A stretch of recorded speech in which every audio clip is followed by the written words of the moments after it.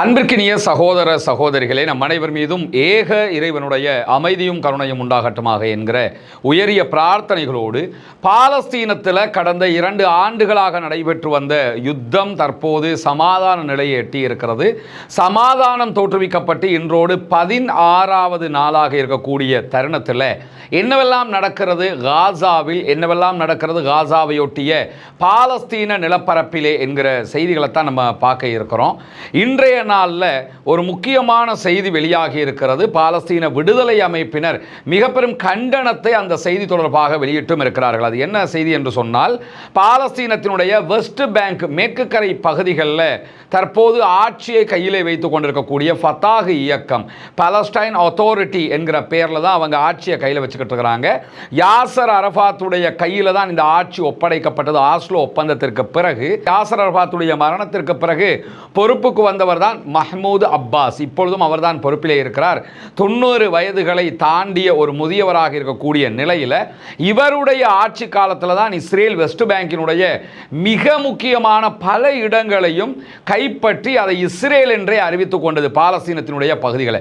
இப்படியான ஒரு சூழல்ல 90 வயதுகளை தாண்டியும் அந்த பதவியை விட்டு கொடுத்து விட்டு செல்வதற்கு அவருக்கு மனம் வரவில்லை.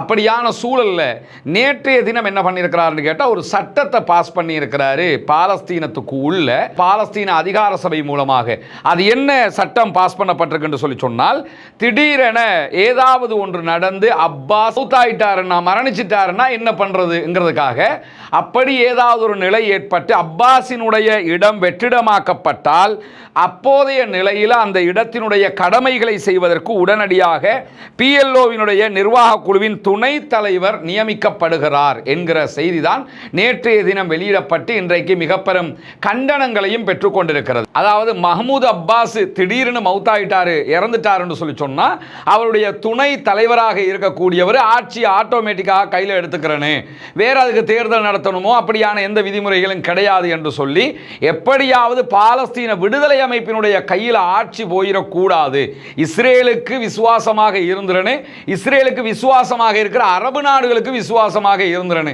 பாலஸ்தீனம் எக்கேடு கட்டு போனாலும் பரவாயில்லை, ஜெருசலம் எக்கேடு கட்டு போனாலும் பரவாயில்லை, மஸ்ஜிதுல் அக்ஸா என்ன அநியாயத்தை அவங்க வந்து பண்ணினாலும் பரவாயில்லை, 90 வயதானாலும் பதவியை நான் விட்டு கொடுக்க மாட்டேன், திடீர்னு நான் மௌத்தா போயிட்டேன்னா என் இடத்துக்கு நீ வந்துறனு அப்படின்னு சொல்லி அவருடைய ஒரு அல்லக்கையே நியமிச்சிருக்கக்கூடிய நிலை தற்போது உருவாகி இருக்கிறது. பாலஸ்தீன விடுதலை அமைப்பு கடுமையான கண்டனத்தையும் சுயநலமான தீர்மானம் என்கிற மிக கடுமையான காட்டமான கண்டன அறிக்கைகளையும் அவர்கள் வெளியிட்டிருக்கிறத நம்ம பார்க்க முடிகிறது. அதே நேரத்தில் இஸ்ரேலுடைய நீதிமன்றத்தில் சர்வதேச பத்திரிகையாளர்கள் காசாவுக்குள் அனுமதிக்கப்பட வேண்டும் என்கிற ஒரு வழக்கு தாக்கல் செய்யப்பட்டிருந்த நிலையில் இஸ்ரேலுடைய நீதிமன்றம் சில விதிமுறைகளை நியமித்து கட்டுப்பாடுகளுக்கு மத்தியில் சர்வதேச பத்திரிகையாளர்கள் காசாவுக்குள் வர முடியும் என்று சொல்லியிருக்கிறாங்க. இந்த தீர்மானத்தை பொறுத்தவரையில் ஓப்பனாக அவங்க வந்துட முடியாது, என்னெல்லாம் இருக்குதா பாருங்க அப்படிலாம் காட்டிட முடியாது. எதை அவங்க வந்து பார்க்குறாங்களோ, எதை கண்காணிக்கிறாங்களோ அதனுடைய ஆதாரங்கள் எல்லாம் இஸ்ரேலுடைய இராணுவத்தால் கண்காணிக்கப்படும், பார்க்கப்படும். அதற்கு பிறகுதான் அவங்க என்ன பண்ணலாம் என்று கேட்டால் அவற்றை வெளியிட முடியும். குறிப்பாக இப்போ எது காசா என்று சொல்லி பாலஸ்தீன விடுதலை அமைப்பினுடைய கண்ட்ரோலில் இருக்குதோ அந்த பகுதிகளுக்கு அவங்க வரமாட்டாங்க. இஸ்ரேலுடைய கண்ட்ரோலில் இருக்கக்கூடிய காசாவினுடைய பகுதிகளுக்கு தான் அவர்கள் அழைத்து வரப்படுவார்கள். அப்படி வருகிற நேரத்தில் இஸ்ரேலுடைய IDF சார்பாக, இஸ்ரேல் டிஃபென்ஸ் ஃபோர்ஸஸ் சார்பாக என்ன பண்றாங்கன்னா, வரக்கூடிய பத்திரிகையாளர்களுக்கு நாங்க இன அழிப்பு பண்ணல, நாங்கள் ரொம்ப நல்லவைங்க, நாங்கள் எந்த பிழையும் பண்ணலை என்று காட்டுகிற விதமாக சில ஏற்பாடுகளையும் செய்வதற்கு இஸ்ரேலிய ஆக்கிரமிப்பு இராணுவம் தயாராக இருக்கிறது என்று இஸ்ரேலுடைய எடியோத், அஹ்ரனோத், அதே போன்று இஸ்ரேலி ஹயோம் உள்ளிட்ட பத்திரிகைகள் இந்த செய்திகளை ஒரு முக்கியமான செய்தியாக கோடிட்டு காட்டியிருக்கின்றன. அதற்கான காரணமும் இருக்கு. என்னன்னா, பத்திரிகையாளர்களை உள்ள விட்டணும், அவங்க பார்த்து முடிவெடுத்துக்கிறவாங்க, ஆனால் இவங்க தான் கூட்டிட்டு போவாங்களாம் என்று கிண்டலாகவும் தான் அந்த செய்தியை அவர்கள் வெளியிட்டிருக்கிறார்கள். எனவே பத்திரிகை ஜனநாயகத்தை பாதுகாப்பதற்கு இஸ்ரேல் தயாரில்லை என்பது தெளிவாக தெரிந்திருக்கக்கூடிய நிலையில் இன்றைக்கு வெஸ்ட் பேங்க் பகுதிகளில் இஸ்ரேலிய ஆக்கிரமிப்பு இராணுவம் மஹ்மூத் அப்பாஸினுடைய தன்னுடைய ஆட்சி என்று பீற்றிக்கொள்ளக்கூடிய ஆட்சி இருக்கிற தருணத்திலேயே உள்ள புகுந்து இன்றைக்கும் 40 அப்பாவிகளை கைது செய்திருக்கிறார்கள் என்கிற செய்திகள் வெளியாகி இருக்கக்கூடியதை நம்ம பார்க்க முடியும். இப்படியான சூழ்நிலையில் காசாவுக்குள்ள ஏற்கனவே அவங்க கொன்று எடுத்துக்கிட்டு போன ஜனாசாக்கள்ல 41 ஜனாசாக்களை கொடுத்திருக்கிறாங்க. அந்த 41 ஜனாசாக்களையும் அடையாளம் காண முடியவில்லை. அடையாளம் காணாமலேயே அடக்கம் செய்திருக்கிறோம் என்கிறது பாலஸ்தீனத்தினுடைய சுகாதார அமைச்சகம். எனவே காசாவிலிருந்து கைது செய்யப்பட்டவர்கள், உயிரோடு கைது செய்யப்பட்டவர்கள், அதுக்கு பிறகு ஜனாசாவாக எடுத்துச் செல்லப்பட்டவர்கள் என்று அத்தனை பேர்களுடைய உடல்களும் கொல்லப்பட்டதற்கு பிறகு சிதைக்கப்பட்டிருக்கிறது. உருவங்களை அடையாளம் காண முடியாமல் இருக்கிறது. அவர்களுடைய உடல் உறுப்புகள் திருடப்பட்டிருக்கிறது என்கிற குற்றச்சாட்டுகளை தொடர்ந்து பாலஸ்தீன சுகாதார அமைச்சகம் முன்வைத்து வருவதை நம்ம பார்க்க முடியும். அநியாயம்னா யாருமே கற்பனை பண்ணாத ஒரு அநியாயத்தை, இப்படியும் மனிதர்கள் ஈடுபடுவார்களா அநியாயத்தில் என்று நினைக்கிற அளவுக்குண்டான உச்சகட்ட அநியாயங்கள்ல இஸ்ரேலிய ஆக்கிரமிப்பு அரசாங்கம் நடந்திருக்கிறது, இன்னும் நடந்து கொண்டிருக்கிறது என்கிற செய்திகள் வெளியாகி கொண்டே இருக்கக்கூடிய சூழல்ல இஸ்ரேலிய ஆக்கிரமிப்பு அரசாங்கத்தினுடைய இராணுவத்துக்குள்ள ஒரு பயங்கரமான தாக்குதல் நடைபெற்றிருக்கிறது என்கிற செய்திகள் வெளியாகி இருக்கிறது. யுத்த நிறுத்தம் ஏற்பட்டு 2 வாரங்களுக்கு பிறகு நடைபெற்றிருக்கக்கூடிய இந்த தாக்குதல்ல எத்தனை பேர் கொல்லப்பட்டிருக்கிறாங்க, என்னென்ன மாதிரியான இழப்புகள் வந்திருக்கிறது என்கிற செய்திகள் இதுவரை வெளியாகவில்லை. ஆனால் மனித அலட்சியம் காரணமாக இந்த தாக்குதல் நடைபெற்றது.